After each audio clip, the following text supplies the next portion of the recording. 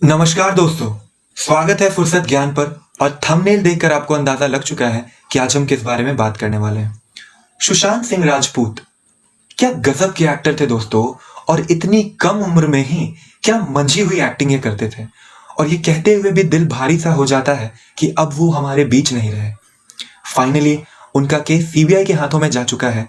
और आज की वीडियो में हम यही जानेंगे कि कैसे सीबीआई इस केस के सारे राजों से पर्दे उठा सकती है, क्या है सीबीआई, किस प्रकार ये काम करती है और किस प्रकार इसका गठन हुआ था। बट उससे पहले कुछ बातें मैं आपको बता दूं। ये बात तो है कि ये एक्सेप्ट कर पाना बहुत ही मुश्किल है हमारे लिए कि सुशांत सिंह राजपूत जैसे इंसान ने अपनी जिंदगी को उस प्रकार से खत्म कर लिया, क्योंकि ये बहुत ही मल्टी टैलेंटेड इंसान थे दोस्तों। और जब कुछ ऐसी बातें जरूर हैं इस केस में, मैं ये कहना चाहूंगा, जो कि जब हम देखते हैं तो हमें लगता है कि क्या सही में ये वाकई में ये सुसाइड था या कुछ और था। जैसे कुछ पॉइंट्स मैं रखूंगा। देखिए, जब भी कोई फांसी लगा के मरता है ना, तो उसकी जीभ बाहर की तरफ आ जाती है और उसकी आंखें भी पॉप आउट कर जाती हैं, मगर सुशांत की बॉडी के साथ ये नहीं हुआ। दूसरी बहुत बड़ी बात कि वहां उस दिन के कोई सीसीटीवी फुटेज मौजूद नहीं है। तीसरी बात कि सुशांत के लेफ्ट पैर पे छिलने के निशान है दोस्तों, ब्रूजेस पाए गए हैं। तो ये चीजें जो है वो एक सवालिया निशान खड़ा करती हैं। और चौथी सबसे बड़ी बात, सुशांत की बॉडी को ना किसी ने लटके हुए देखा ही नहीं। पुलिस ने तो एटलीस्ट नहीं ही देखा। देखिए, उनके एक फ्रेंड है सिद्धार्थ पिथानी, वो ऐसा क्लेम कर रहे हैं कि हाँ मैंने लटके हुए देखा था, मगर मैंने उसकी बॉडी को उतार दिया। ये तो एविडेंस टैंपरिंग हो गया ना एक तरह से दोस्त। लेकिन खैर, मुंबई पुलिस ने जब जांच की तो उसने पाया कि ये एक सुसाइड था। अब हम देखते हैं कि सीबीआई की जो जांच है वो क्या पाती है। एक पॉजिटिव चीज जो हमारे सामने अभी ये आ रही है कि सीबीआई की जो जांच कमेटी बनी है उसमें हमारे बिहार की ही एक आईपीएस ऑफिसर हैं जिनका नाम है गगनदीप गंभीर। जी हाँ, ये बिहार के मुजफ्फरपुर की ही पली बड़ी हैं और गुजरात कैडर से एक आईपीएस ऑफिसर सेलेक्ट हुई थी। इन्हें लेडी सिंघम के भी नाम से लोग जानते हैं और ये पहले भी काफी हाई प्रोफाइल केसेस हैंडल कर चुकी हैं। और हम सबको इनसे ये उम्मीद है कि बिहार की ये बेटी ही बिहार के उस बेटे को इंसाफ दिला सकती है दोस्तों। देखिए, अब हम ये आपको बता देते हैं कि सीबीआई जो है आज ये कैसे बनी थी और कैसे ये फंक्शन करती है। ये हमारे लिए जानना बहुत जरूरी है। तो चलिए शुरू करते हैं। CBI, central bureau of investigation, ये हमारे देश की सर्वोच्च जांच एजेंसी है दोस्तों। Top most investigation agency of India. ये काफी हाई प्रोफाइल केसेस देखती है, या फिर वैसे केसेस जो कि स्टेट पुलिस से सॉल्व नहीं हो पाता है, ठीक है, या फिर कोई बहुत ही ज्यादा नेशनल इंपॉर्टेंस, नेशनल सिक्योरिटी का मामला है, या कोई बहुत बड़ा घोटाला हो गया, करप्शन हो गया, या फिर कोई मर्डर कांड उस प्रकार का हो गया। तो इस प्रकार के जो भी काफी हाई प्रोफाइल केसेस होते हैं उन्हें सीबीआई उनकी जांच करती है। अब देखिए, सीबीआई ये बनी कैसे, और ये काफी इंटरेस्टिंग स्टोरी है, आप सोच भी नहीं सकते हैं।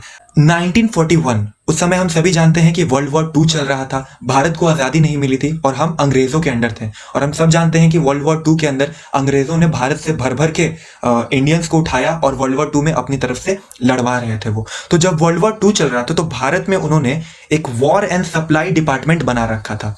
वॉर एंड सप्लाई डिपार्टमेंट ये अंग्रेजों ने बना रखा था। इसी वॉर एंड सप्लाई डिपार्टमेंट में भ्रष्टाचार और घूसखोरी ना हो, इसी के लिए 1941 में दोस्तों एसपीई का गठन किया गया। एसपीई का मतलब स्पेशल पुलिस एस्टेब्लिशमेंट। अब जो ये एसपीई बनी थी ना, तो उस समय तो इसका सिर्फ काम ये था कि सिर्फ ये वॉर एंड सप्लाई डिपार्टमेंट को देखती थी। बट हम यही देखेंगे कि आगे चल के यही एसपीई अपना स्वरूप बदलती है और सीबीआई का रूप धारण करती है। देखिए वो कैसे हुआ।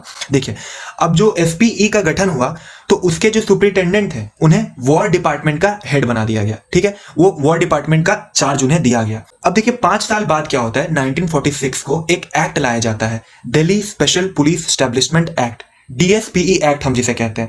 और यही वो एक्ट था दोस्तों जिससे सीबीआई को उसकी सारी पावर्स मिली हैं, ठीक है, उसके ज्यूरिसडिक्शंस तय हैं, सीबीआई के हेड कैसे अपॉइंट होंगे, कितने टाइम के लिए अपॉइंट होंगे, या सीबीआई के दूसरे मेंबर्स कितने टाइम के लिए अपॉइंट होंगे, ठीक है, और सीबीआई कैसे फंक्शन करेगी, ये सारी चीजें Delhi special police establishment act के थ्रू ही सीबीआई को मिली है, जो कि 1946 में लाया गया था। और इस एक्ट के बाद एक और चीज क्या हुआ कि जिस एसपीई का गठन 1941 में सिर्फ वॉर एंड सप्लाई डिपार्टमेंट को ही देखरेख करने के लिए हुआ था, अब उस एसपीई को सबसे पहले तो होम मिनिस्ट्री के अंडर ला दिया गया, और दूसरी चीज ये हुई कि उसे भारत सरकार के जितने भी डिपार्टमेंट्स हैं उन सबका चार्ज दे दिया गया कि कहीं भी कुछ भी ब्राइब या करप्शन या इस प्रकार का कुछ भी भ्रष्टाचार होता है तो अब उन सबकी जांच एसपीई ही करेगी, ठीक है। तो हमने देखा कि जो एसपीई सिर्फ वॉर एंड सप्लाई डिपार्टमेंट को देखती थी, अब वो एसपीई भारत सरकार के सारे मंत्रालयों में भ्रष्टाचार की जांच करने लगी थी 1946 के डीएसपी एक्ट के आने के बाद।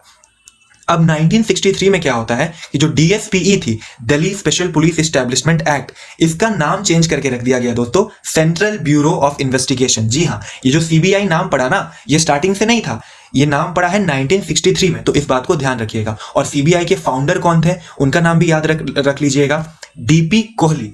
अब हम बात कर लेते हैं CBI के हेड की। देखिए, CBI के हेड को हम इसका डायरेक्टर कहते हैं, डायरेक्टर ऑफ CBI। और ये कौन बनते हैं, ये एक DGP रैंक के किसी IPS ऑफिसर को CBI का डायरेक्टर नियुक्त किया जाता है। ठीक है, ये कमेटी बैठती है और वो डिसाइड करती है कि कौन CBI का डायरेक्टर होगा। और इनका कार्यकाल होता है 2 वर्षों का दोस्तों, 2 साल इनका टेन्योर होता है। और अब हम बात करेंगे कि CBI के पावर्स की, तो चलिए उस बारे में बात करें। CBI के जो पावर्स है ना, वो उसे DSPE एक्ट 1946 के थ्रू मिली है। जो हमने पढ़ा ना, ये एक्ट 1946 में आया था, इसी के थ्रू CBI को उसकी पावर्स मिली है। एक चीज और जो आपका जानना जरूरी है कि CBI का कोई भी अधिकारी जो सब इंस्पेक्टर या इससे ऊपर के पद पे है, उसे देश के किसी भी थाने का इंचार्ज बनाया जा सकता है किसी पर्टिकुलर केस को सॉल्व करने के लिए या उसकी जांच पड़ताल करने के लिए।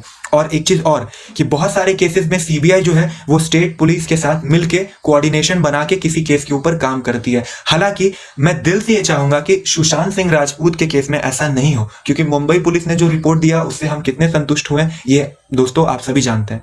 तो ये थी CBI के कुछ पावर्स के बारे में मैंने आपको बताया। अब एक बात और जान लीजिए जो जरूरी है कि CBI को RTI के बाहर रखा गया दोस्तों। जी हाँ, राइट टू इंफॉर्मेशन, जो कि बहुत ही एक खूबसूरत कानून है जिससे आप सरकारी किसी भी कामकाज के बारे में एक आम नागरिक जानकारी इकट्ठा कर सकता है। लेकिन CBI के बारे में आप RTI के थ्रू कोई जानकारी नहीं इकट्ठा कर सकते, क्योंकि फॉर ऑब्वियस रीजंस। ठीक है, इससे नेशनल सिक्योरिटी पे खतरा आ सकता है। ठीक है, ऐसे तो कोई भी फिर किसी भी केस की जानकारी निकालेगा तो ऐसे दिक्कत होगा दोस्तों। अब देखिए एक चीज और कि CBI के करंट डायरेक्टर कौन है, तो ये है ऋषि कुमार शुक्ला। अब दोस्तों ये तो बात हो गई CBI के बारे में। अब मैं आपको ये बताना चाहूंगा, अगर हम और आप साथ आ गए ना, तो फिर इंसाफ होना कोई बहुत बड़ी बात नहीं है। क्योंकि अगर पब्लिक में जो ताकत है दोस्तों, अगर कोई भी मुद्दा अगर पब्लिक मूवमेंट बन जाता है, जैसा कि निर्भया के केस में या फिर राम मंदिर के केस में हमने देखा, राम मंदिर पे हमारा एक डेडिकेटेड वीडियो भी है, आप आई बटन पे क्लिक करके देख सकते हैं, बाबरी मस्जिद विवाद पे।